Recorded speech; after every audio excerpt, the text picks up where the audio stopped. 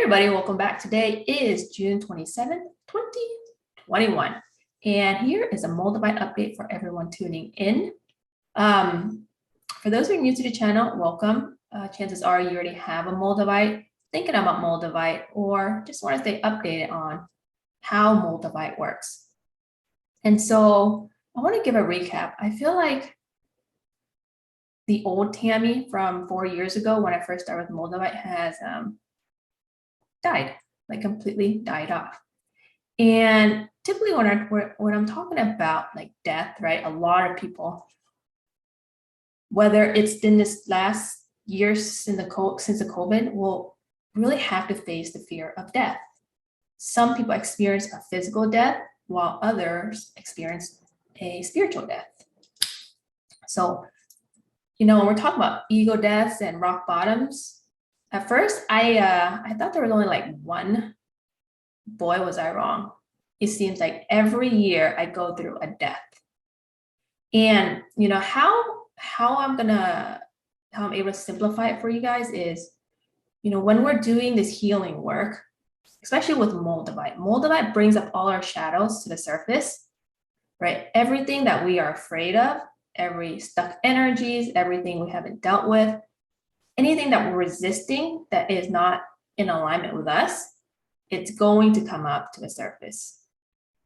And typically before the ego dies, it's going to try really, really hard to hang on. So this is why it's very important to learn to detach. Okay, when we're talking about the death process, right? What is death? Imagine when you're about to die. And I had several near-death experiences where the most potent time I had was I saw myself laying there. I was out of body. I saw myself, and then I was yanked into a dark tunnel, and then I saw this white light. And all of a sudden, my life flashed in front of me, and I just saw like everything I did and I didn't do. Right. A lot of what came up was regret. And this regret was not, don't know what my purpose was. I don't know what I'm doing here. Like there's something that I felt like I haven't achieved, I haven't accomplished. And so when typically people talk about death, the ones who are afraid of dying are the ones who haven't fulfilled they haven't found a purpose. They felt like, they haven't done something, let's say, be successful, make your parents proud, make your family proud, right? There's something that you haven't done that when we are in our deathbed, we regret not doing. And so when I had that near-death experience about 5 years ago, like I remember just like begging to come back. It's like, I'm not ready to die. Like, I haven't fulfilled my purpose. Like, just give me another chance to come back. I'll change. Right. So that at that time, I was not ready to go. There's so much stuff that I haven't done. I was in a career, financial advisor for 7 years that I did not like. You start realizing when you are going through the spiritual path, you're going to get alignment with who you are. If that's not part of your path, the sooner you cut it off, the better. Okay. So because I was so involved in that 7 years, like if I leave now, then all that work is going to go to waste, right? And so I kept hanging on. That cord, I kept hanging on. And so when I had the near-death experience, that was my wake-up call. Basically, what our spirit guides, our higher self is always going to give us that tug. Like, hey, you're going, like, reconsider your path. This is not your path. This is not your path. But we're so stuck on our ways or our conditioning that we don't leave. And sometimes this is repeated through multiple lifetimes until we learn that lesson. Right? And in this lifetime, it took me to have that near-death experience to really reconsider what I'm doing. And the moment that I promise, if I get to go back to my body, I'll do whatever it takes. to find my purpose. And ever since that day, when we, especially when we make a vow or a promise, that energy is anchored in, very potent. So ever since that day, the energy led me to plant medicine, like ayahuasca in Costa Rica. And then during that plant medicine was during the Lionsgate portal, 8-8 Lionsgate portal. It's a very massive vortex portal that opens. Ironic, coincidentally, it was during the week that I did ayahuasca. And within that week, when I got, that vision of name your business, because I was really stuck, like, I don't know what my purpose is. I don't know what to do. Like, I was at that one foot out the door with my career, and the other foot's like, what if I leave, right? And so what led me to really getting, like, I don't know what else to do. It led me to ayahuasca. And during ayahuasca, I asked plant medicine, like, what is my purpose? I don't even know. And it showed me. It showed me, name your business, the light goddesses, work with women, and crystals. And that was it. So that day when I woke up from that journey, I was asking some people in the group, it was about 30, 40 people during that retreat that weekend. And 2 people mentioned Moldavite, because I had no idea what crystal energy was. I didn't own a crystal. I didn't care for spirituality. I didn't care for crystals. What are they? Crystal energy, what is that? So because I got the message of, work with women, crystals, and name your business the light goddesses, I started asking around, like, what's a good crystal? And 2 people mentioned Moldavite. So 5 years ago, I had no idea what Moldavite was. And these are 2 people that I respect, right? One was a doctor, and another one was my friend Aaron, who used to be with Spirit Science, the YouTube channel. And so here's 2 people Aaron was actually a guest speaker in that retreat that weekend. So his word, like, knowing what he knows, I'm like, okay, Moldavite, what is it? So that was my beginning of my Moldavite journey, right? And to have a Moldavite during a ceremony like that, everyone's frequency, everyone's energy, I can already tell during that weekend, the frequency was raised. And so that was my very beginning of when my awakening started. So that's our wake-up call. So everyone's going to go through that one point in time where we have this wake-up call, and, like, that's it. Something needs to change, or death, right? We don't want, if we were to die, ask yourself, do you feel any regret? Because if you ask me now, I did my best, I did whatever I can, and I followed my path. I'm solid in that. Even when my parents used to say things, spirituality, what is it? Why are you working crystals? Why did you leave your career? Before, it used to bother me a lot, but now I'm like, this is what I'm meant to do. And I noticed, one of my biggest fears was not being able to make my parents proud before they leave this earth, right? When we're talking about, like, Asian families, there's a lot of sacrifice. There's not a lot of nurturing involved, or we don't really express our love. We know it's there, but it seems like, do good, and then we'll give you the love. If you do bad, then we're going to hold off the love. Or it didn't show it like that way. And so, where was I going with this? Yeah, well, we're talking about death, right? So going back to death, what happens during death? The biggest fear that Moldavite will lead us to is facing our own death. When we die, we can't take anything with us. Not even my Moldavites, not even my family, like nothing. Your soul moves on. And so that's why when we're experiencing this ego death, there's going to be, like, this massive ego death towards when you're going up the chakras, the solar plexus, like when you're bridging between the solar plexus of your stomach into the heart, the higher chakras, this is when this is when I experienced that major death experience, where it's the death of the old me spiritually. And so throughout this last years, those who are following the journey or going through your own journey with Moldavite, you're going to start realizing that it's going to, a lot of people and a lot of things are going to vibrate out of your field. You have to start cutting cords. And when you start clearing cords from this lifetime, you're going to start tapping into past lifetimes.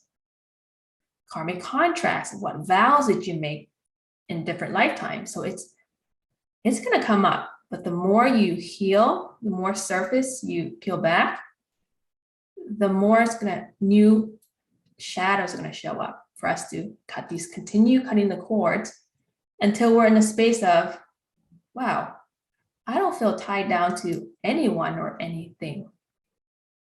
All there really is just love, unconditional love. And this was a huge, huge lesson I got just like last night. And so, yeah, for those who resonate with this, this is where we're heading, is the heart. It's just love and unconditional love. And so for those who have been watching my previous videos, I was sharing about, beginning of this year, I picked up the signal of abundance, make my first $1 million a year, like this immense amount of money wants to come through. And, what do I need to learn? How can I bridge the gap from here to there? And so it says Feng Shui. And so for those who are watching my videos about, learning Feng Shui, bridging heaven on earth, inviting Candace to do the interviews, for those who have this challenge of perfectionism, Feng Shui will probably consume you. What I noticed when I start diving into Feng Shui, all I can do is think about Feng Shui, study it. I read books. My time and energy was so consumed into learning this, because for me, that's oh man, that's my big ticket money. That's where the money is going to come from. And if I can get this right, then it's going to lead me to success, and then everything will be better. Okay. And so, and I noticed this pattern, right? The more I learned, I became, well, how would you say it? Paralysis by analysis. I changed up the whole house. I rearranged every single thing. And then I learned a new layer of Feng Shui, and it's something different. And so the more I learned, the more I got overwhelmed, the more I got consumed. And what really hit the nail for me, was the breaking point for me, was so last night, so Candace has Candace is a Feng Shui practitioner I've been interviewing on my episodes. So she ran for me specific time and date for me to run these activation dates, how to activate certain corners. And it's very specific. Between certain times when the stars are aligned, you put a candle, something that moves energy, or a fan there. It's very specific. And so she told me to put 2 fans at 2 different times. So yesterday, I was meant to put another fan in the living room at that specific time. And I did it. And all right, this is supposed to bring in fame. This is supposed to bring in help from other people. All right, it's activated. You're not supposed to turn it off for the whole year until 2023. And so I had 2 fans running, one in the kitchen, one in the living room. So it's going back, it's creating some kind of energy vortex within the living room. And so my dad, I'm back at home with my parents. And so my dad was sharing that, he's cold. It's ever since I Feng Shui the house, he's been feeling a little bit weaker, right? And but I was so set in my ways, hey, don't move it, to the point where I disregarded them. I just didn't want to hear it. And and this is the part when I broke down. So this is when, so later at night, I think my dad actually turned it off. And typically when the activation, if the fans turn off, then the activation not valid anymore. So you have to find another date. And I found myself getting upset. And then I was like, oh gosh, now I have to redo the whole thing again. And then I was like observing my actions, like, wow, this is where's the love? Where's the compassion? Right? I was so stuck in trying to get this right, trying to get this perfect, that I just dismissed everyone around me. And so when I really got that this perfectionism, when I followed the energy, where is it leading me to? And I realized that I wanted to get it perfect. I wanted to be successful. For what? To have my parents' love, to have my parents approve of me, to have them be proud. But where this is heading is like, I did that so that I subconsciously, I wasn't even aware of, right? So when I start following the energy, it's like, why is this triggering me? Why am I upset? But when I follow that energy, it's like, oh my gosh, it's for their love, it's for their approval, it's for them to be proud. But love was what I was seeking, not the money, not my $1 million year, not the successful, it's the love. But here they are, they're pouring their love for me, taking care of me, supporting me while I'm like going on this death phase, right? Like shedding everything I have. I couldn't see that because I was so set, like I need to do this so that they can be proud, so that I can be successful, so that they can so that they can enjoy their retirement, so that I can repay them back for all the things they did for me. But that was just the what built up from this. The root of it was just love. Typically when we catch these kind of things, a lot of what our programming, a lot of what we do unconsciously is rooted from childhood. And so, and this goes for a lot of Asian families too. It's that we don't express our love. We know it's there, but we don't express it. We don't say it because it feels weird. Like we're not affectionate. And so growing up, we're not used to this. I'm not used to it. And when I really got this lesson, something came up within me. Like I just cried and cried in the shower. I cried and I knew, typically when something hits a chord and you cry it out, that will give you an idea of there was a stuck energy within you. Something is stuck within you that is needing to come up to be released. Right? When you're going through this awakening, there's moments of just pour out crying, emotional. It's like you're going through this emotional roller coaster, right?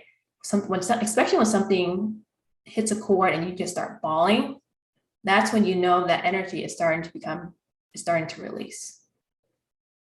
And so where this energy was released is within my heart. I did not realize that because I was chasing this money, chasing this success, chasing this to be successful goal, that I shut everyone out, right? Relationships, like I don't want to date, I don't want to be anything serious until I be successful. I don't want to have kids until I'm successful. I don't want to hang out, I don't want to go out because until I'm successful. It's all centered back to until I am successful. But success is irrelevant if my parents aren't here. Right? What am I going to do with all this money? Or if my family's not there? Right? It's like, oh, you can do good for the world, but it's not the same. That's not what's driving me. the driving force was to get my parents' love, get my parents' approval. And to do that, I need to be successful. That was my final lesson, I believed, for right now. And when that came up, I just felt like energy leave from my heart, right? Often years of buildup that we're not able to open up our heart. It becomes cold, it becomes stuck, it's there in and out. We don't openly love each other because there's distrust in the collective. There's like, oh, I need to focus on myself, right? A lot of times we hold off our love, little do we know that love is what is needed to heal us. And so I just want to share that for those who are going through, when you're chasing the success, when you're chasing the money, you're chasing the fame, what are you chasing it for? So that was a big lesson. Energy is still moving out, right? When we do a large purge like this, or something that's so lodged within ourselves, when it comes up, it may take a couple hours, it may take days for the energy to move through. So this energy for me has been stuck since childhood.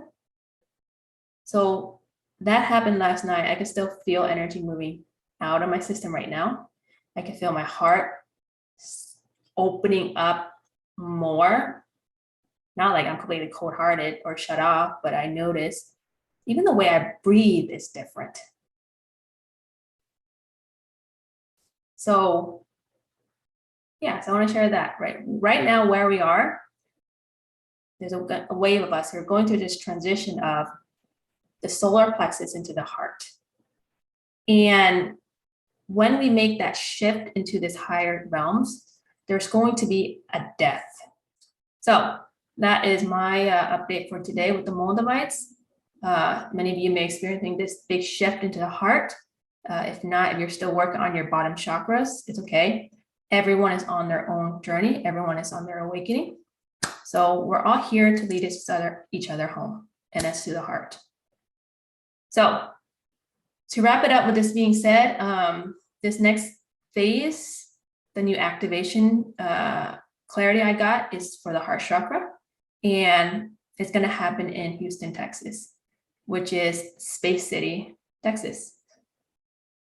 It's very funny. I travel around the world bearing Moldavites, and I never thought Houston would be a place for activation, but now it just makes sense. Home is where the heart is. And plus it's also Space City. You're talking about a meteorite stone. So with that being said, I'm going to start doing pre-sales. This is going to be the activation of the heart chakra. It took me 4 years to get here, working through all my chakras. So how I noticed this activation works is the clearer we are as a vessel, the more we can anchor in this energy through into the Moldavites.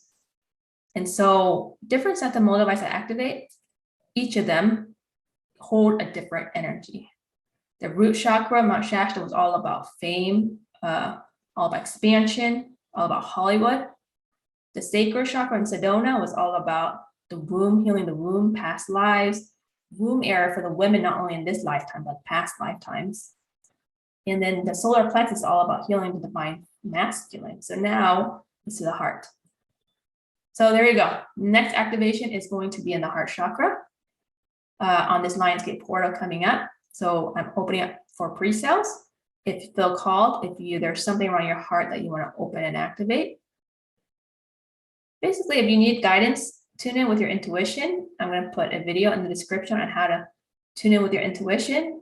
And if it says a yes for you to proceed to get one, trust and surrender, right? It's all up to you. I will always lead you to go back to trust your intuition, trust your higher self, because when you can start from there, your higher self will always lead you to where you need to be, okay? So maybe this activation, maybe there's not one for you, intuition's telling you no, then it's no. I'm not attached to it. And don't be attached to it too if it tells you no. So again, I'm going to put the link on how to order these pre-sales. Check in with intuition. If it's yes, if you're willing to trust and surrender, then options to purchase them are on my website. And then other than that, wow, July is going to be a very powerful month. Many of us died, big version of us. And so welcome to new energies coming through. All right, that's all I have, everyone. It's a little long up to date, but I feel like this can be beneficial for those who needs to hear it. And other than that, I'll see you for the next episode. Temidu, signing out.